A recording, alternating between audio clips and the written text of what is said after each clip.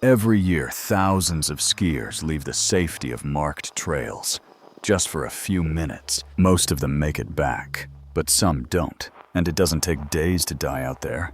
In freezing conditions, it can take hours, sometimes less. The strange thing is, a lot of people who get lost don't even realize it at first. They think they're still heading the right way, still in control, until the trail disappears. The light starts fading, and every direction begins to look exactly the same. So what would you do if you suddenly couldn't find your way back?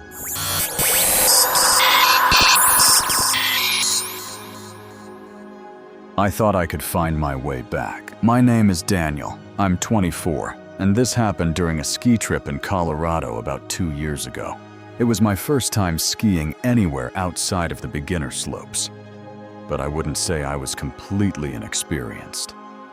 I'd gone a few times before, mostly with friends, and I felt comfortable enough to try something a little more challenging. That was probably my first mistake. I was there with 3 friends from college. We rented a place about 10 minutes from the resort, and for the first couple of days, everything was exactly what you'd expect. Cold mornings, long runs, cheap beer at night. Nothing unusual. On the 3rd day, we decided to try a more advanced area. It wasn't anything extreme, but it had fewer people, longer trails, and a lot more open space. At some point, I got separated from the group. It wasn't dramatic. No one crashed or anything like that. We just spread out naturally going down a wide section, and I assumed I'd catch up with them at the bottom. But when I got there, they weren't there. I waited maybe 10 minutes, checked my phone, no signal. I remember thinking, they probably just went ahead. I'll meet them at the lift. That's when I made the decision that changed everything. Instead of going back the way I came, I noticed what looked like a narrower path, cutting off to the side. It wasn't clearly marked, but there were tracks, fresh ones, I thought, and it seemed like it might connect back to the main run faster. I told myself it would save time, so I took it. At first, nothing felt wrong. The path was a little steeper, a little tighter, but still manageable. Trees started to close in around me, and the snow felt deeper under my skis. I slowed down a bit just to stay in control. After a few minutes, I realized I hadn't seen any signs or markers. No poles, no ropes, nothing. Just trees and snow. I stopped, looked behind me. My tracks were already starting to fade. Snow had picked up not a full storm, but enough that the surface was changing. The wind had started moving through the trees, and it carried this low, constant sound that made everything feel isolated. I remember thinking, okay, just go back. So I turned around. But the path I thought I came from didn't look the same anymore. Everything was white. Every direction looked almost identical. I picked what I thought was the right way and started moving. 5 minutes later, I hit a slope that didn't look familiar at all. That's when the first real wave of panic hit. Not full panic, just that tight feeling in your chest when something doesn't add up. I told myself I was overreacting. People go off trail all the time. I'd just find my way back. So I kept going. That was my second mistake, because the more I moved, the worse it got. The terrain started dipping in ways that made it harder to climb back up. The snow got deeper, heavier. My legs started burning faster than they should have. And then I noticed something that made my stomach drop. I saw my own tracks. At least, I think they were mine. They curved slightly, like someone had looped around. I followed them for a bit, hoping they'd lead somewhere, but they didn't. They just circled back into the same open space between the trees. That's when it hit me.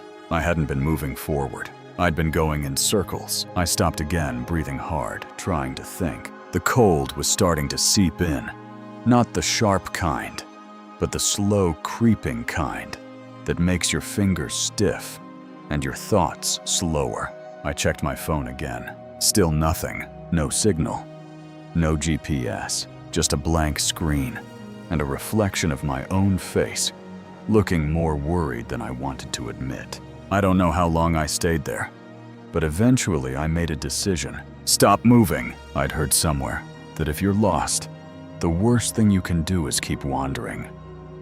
So I found a tree with some cover, brushed away some of the snow, and tried to make myself as visible as possible. Time passed differently after that. The light started fading faster than I expected. The temperature dropped with it. My hands went numb first, then my feet. I kept listening for something, anything. Voices, snowmobiles, wind that sounded different. Eventually, I heard something, faint, distant. At first I thought I imagined it, but then I heard it again, a low mechanical sound. I stood up so fast I almost fell. I started yelling, waving, moving as much as I could, and after what felt like forever, I saw them. 2 ski patrol members cutting through the trees. I don't remember much after that. Just fragments, questions, a blanket, someone telling me I was lucky. Apparently, I'd drifted almost a mile off the marked trail, not far enough to be impossible to find, but far enough that if I'd kept moving, they might not have found me at all.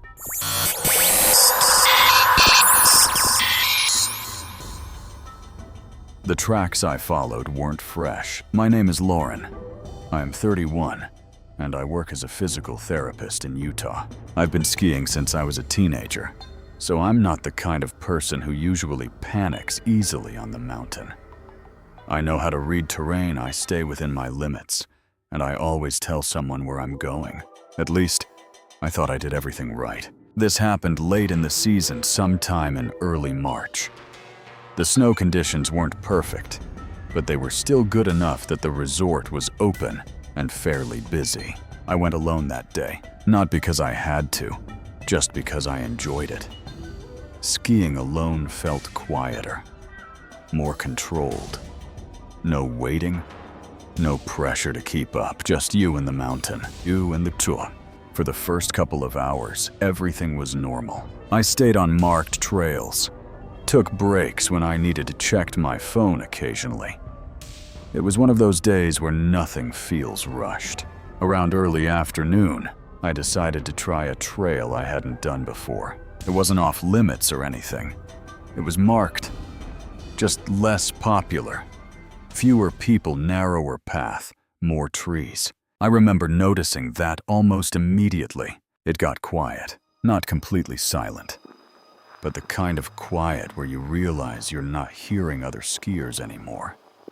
No voices, no movement, just the sound of your own skis cutting through snow. I slowed down, not because I was scared, just cautious. That's when I saw the tracks. They cut across the trail at an angle heading slightly downhill into a more wooded area. Not directly off trail, but not exactly on it either. At first I ignored them, but a few seconds later I noticed something else. The main trail ahead looked rough, uneven, like it hadn't been used much that day. The tracks, on the other hand, looked smoother, more recent. Or at least, that's what I thought. I don't know why I made that assumption. Maybe because I wanted to believe someone else had gone that way, that it was a shortcut or a better path. So I followed them, just a little at first. I told myself I'd turn back if it felt wrong. The snow changed almost immediately. It got deeper, softer. My skis sank more with each movement. The trees closed in tighter, blocking more of the light. I remember thinking, okay, maybe just a bit further. That bit further turned into 10 minutes, then 20, and at some point I realized I hadn't seen a single sign or heard another person in a long time. I stopped, turned around, and that's when something felt off. The tracks behind me didn't look the same. They were still there, but softer, less defined, like they'd been there longer than I thought. I crouched down and looked closer. The edges weren't sharp. They were slightly rounded, filled in just enough by fresh snow to blur the outline. That's when it hit me. These weren't fresh. They just looked fresh, because nothing else had touched them.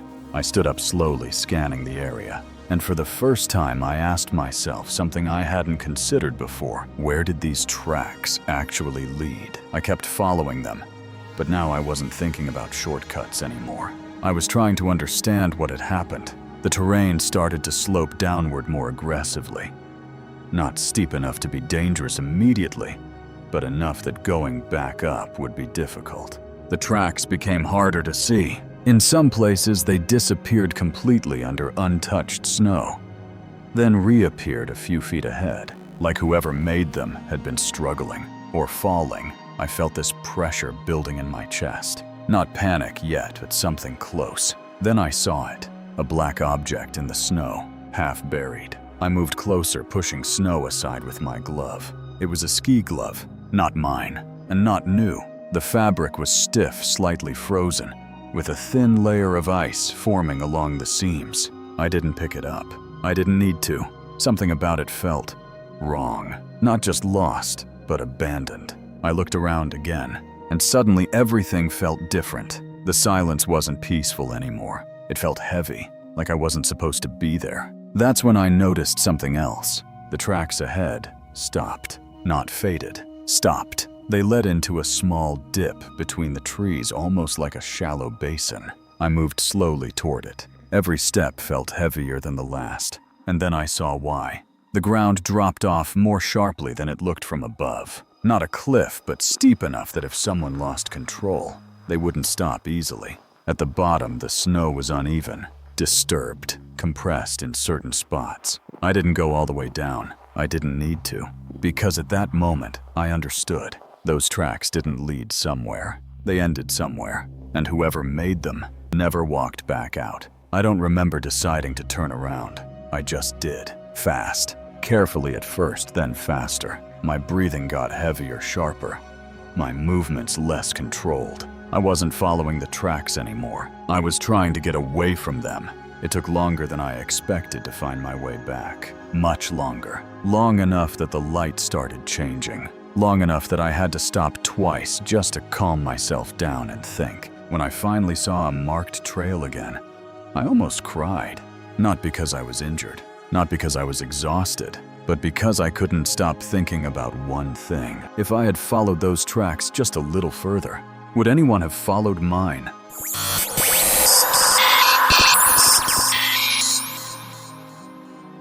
The Menomet didn't want me to leave. My name is Eric. I'm 38 and I work in construction. I've lived in Montana most of my life, so being in the mountains wasn't new to me, which is probably why I didn't take the situation seriously enough. At least not at first. This happened during a solo trip I took in late January. It wasn't a big resort, more like a smaller local mountain that didn't get as much traffic during the weekdays. I actually preferred it that way. Fewer people. Less noise, more space. That morning started like any other. I checked the weather, cold but stable. No major storms expected. Visibility was decent, not perfect. Good enough. I spent a few hours on the main runs. Nothing unusual. Around midday, I decided to go a bit further out, still within the resort boundaries, but closer to the edge where things got less maintained. I remember seeing a sign that said something like, "Ungroomed area. Proceed with caution." I'd seen signs like that before. They weren't warnings to stay out, just reminders to be careful. So I went. The snow was rougher, more uneven. You had to pay attention to every turn. But I liked that. It felt more real. At some point, I misjudged a turn and ended up drifting further right than I intended. Not a fall. Not a crash. Just slightly off. I told myself I'd correct it on the next pass. But the terrain didn't give me that option. Instead of opening back up, it narrowed. Trees got thicker. The slope angled differently. And within a few minutes, I realized I was no longer on any recognizable path. I stopped, looked around. Nothing but trees. No markers. No sounds of other skiers. Just wind. I wasn't panicking yet. I'd been off trail before. The key was staying calm, finding your direction, and working your way back. So I picked what seemed like the safest route, slightly downhill, but not too steep, and started moving. It took longer than I expected. The snow was deeper than it looked. My legs started burning faster, and I had to stop more often. Then I saw it. A structure. At first I thought I was imagining it, but as I got closer, it became clear it was a cabin, small, old, partially buried in snow, like it had been there for years. No visible markings, no lights from a distance, just there. I felt relief before anything else. A cabin meant people, shelter, maybe even a way to call for help. I moved toward it slower now. Something about it didn't feel right, but I couldn't explain why. The door was closed. No smoke from a chimney, no sound. I knocked. Nothing. I waited a few seconds, then knocked again louder. That's when I heard movement inside. Slow, heavy. The door opened just enough for someone to look out. A man, probably in his late 50s, maybe older. Thick beard. Eyes that didn't quite focus on me the way I expected. He looked at me for a few seconds without saying anything. Then he asked, "You lost?" His voice was calm. "Flemma." "Yeah," I said. "I think I went off the trail. I was hoping maybe you knew the quickest way back." He stared at me for a moment longer, then opened the door wider. "You can warm up first," he said. "It's colder than you think." I hesitated, just for a second, but the cold was starting to get to me. My hands were stiff, my legs tired, so I went inside. The cabin was warmer than I expected, not comfortable. There was a small stove in the corner, barely lit. The air smelled like old wood, and something else I couldn't identify. The inside was cluttered. Tools, boxes, things stacked in corners without any real order. It didn't look like a place someone lived in full time, more like somewhere they stayed, occasionally. The man closed the door behind me. That sound, the door shutting, felt heavier than it should have. "Sit," he said. Pointing to a chair, I did. At first, everything seemed fine. He asked where I came from. I told him the general area. He nodded slowly, like he understood. But something about the conversation felt off. Not what he said, how he said it. There were long pauses between sentences. Moments where he just looked at me without speaking. Then he said something that stuck with me. "Not many people come this far out." I frowned. I didn't mean to, he interrupted. "They don't usually make it back on their own." That's when the feeling in my chest changed. It wasn't just discomfort anymore. It was awareness. I glanced toward the door. Closed. Then I noticed something else. There was no radio, no phone, no visible way to contact anyone. "You got a way to call ski patrol?" I asked. He didn't answer right away. Instead, he walked over to the stove, adjusted something, then turned back to me. "They won't come out here this late," he said. "Pibir." I checked my watch. It wasn't late, not even close. That's when Okay, I think I should head back while there's still light. I moved toward the door. He moved faster, not aggressively, but enough to get there before me. And then he did something small, but very clear. He placed his hand on the door, not opening it, just holding it. "You should wait," he said. His tone hadn't changed. Still calm, still flat, but now it felt different, controlled. I looked at his hand, then at him, and in that moment something clicked. This wasn't someone trying to help. This was someone trying to keep me there. "I'll be fine," I said, keeping my voice steady. "I just need the direction." He didn't move. For a few seconds, neither of us did. Then slowly he smiled. Not friendly, not reassuring, just a slight movement of his mouth. "You won't find your way back before dark," he said. I didn't respond. I just reached for the door, and this time he let go. No resistance, no argument. That was almost worse, because it felt like a decision, like he had already thought it through. I stepped outside. Cold air hit me instantly. I didn't look back. I just moved. Fast. Faster than I had all day. I didn't care about direction anymore. I just needed distance. At some point, I risked a glance over my shoulder. The cabin was still there. The door was open, and he was standing in it, watching. not moving, just watching. I don't know how I found my way back. Honestly, I think I just got lucky, because eventually I hit a marked trail, and not long after that, I saw other people, normal people, noise, movement, safety. I never told ski patrol about the cabin, not right away. Part of me didn't want to explain it. Part of me wasn't even sure what I'd say. But a few weeks later, I mentioned it to someone who worked there. They told me something that still bothers me. There aren't any cabins out in that area, they said. At least, none that are supposed to be there.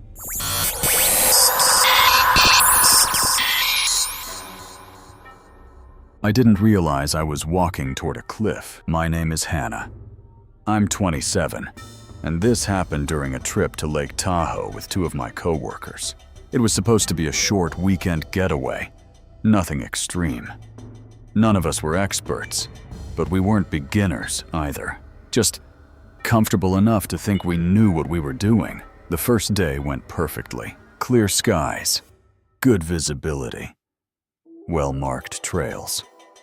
We stayed together most of the time, stopping for breaks, taking photos, normal stuff. The second day was different. The weather shifted overnight. Not a full storm, but the sky turned this flat, dull gray.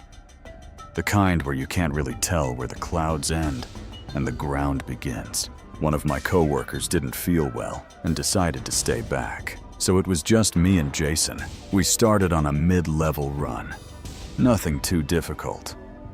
Visibility wasn't great, but it was manageable, at least at first. About halfway down, the wind picked up. Snow started blowing across the surface, not falling, just moving sideways.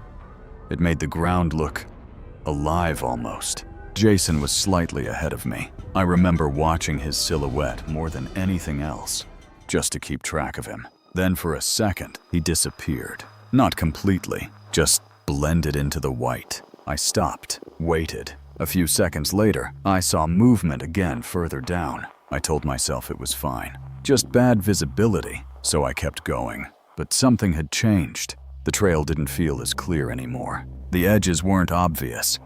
The markers were harder to see. Everything started to flatten visually, like depth just disappeared. I couldn't tell how steep something was until I was already on it. That's when I lost sight of Jason for real. I stopped again, called his name. Nothing. The wind swallowed the sound almost immediately. I checked behind me. Couldn't see anything. Just white. No clear tracks. No clear path. Just space. I should have stayed there. I know that now. But at the time, standing still felt worse than moving. So I picked a direction, slightly downhill. It felt logical. That's where the trail should continue.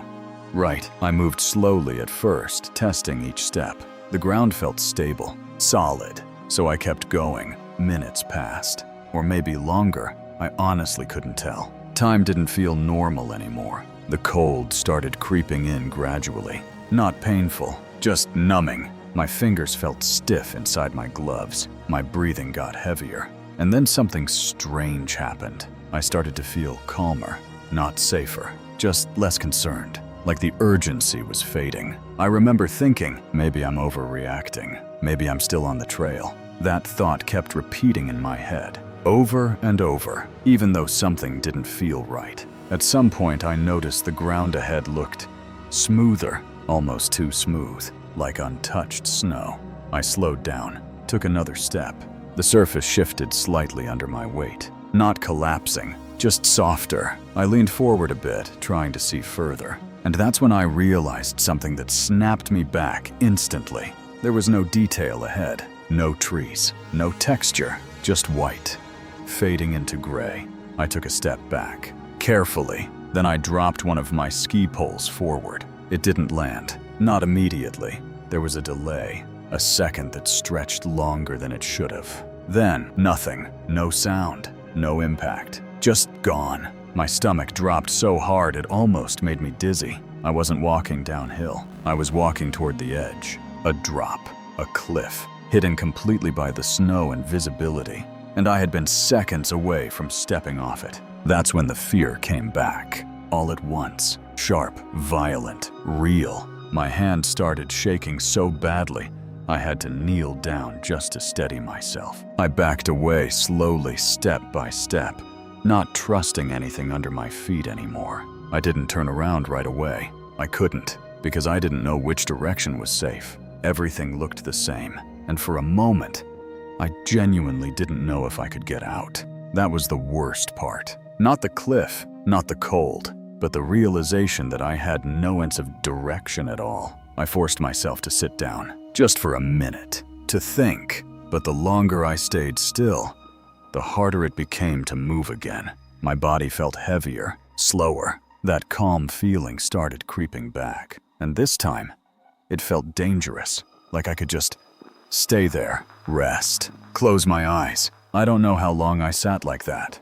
but something pulled me out of it. A sound, faint, distant. At first I thought it was the wind, but then I heard it again, a voice. I stood up too fast, almost slipping. "Hello." My voice cracked, barely carrying. The sound came again, closer this time. I moved toward it carefully, slowly checking every step, and eventually, I saw color, a jacket, then movement. Ski patrol. I don't remember much after that. Just fragments, being guided, someone holding my arm, a blanket, warm air. Later they told me how close I had been, a few steps, maybe less. If I had kept walking, they wouldn't have been able to reach me in time. I still think about something though. That feeling, the calm, the part of me that wanted to sit down and stop trying, because that didn't feel like fear. It felt like giving up.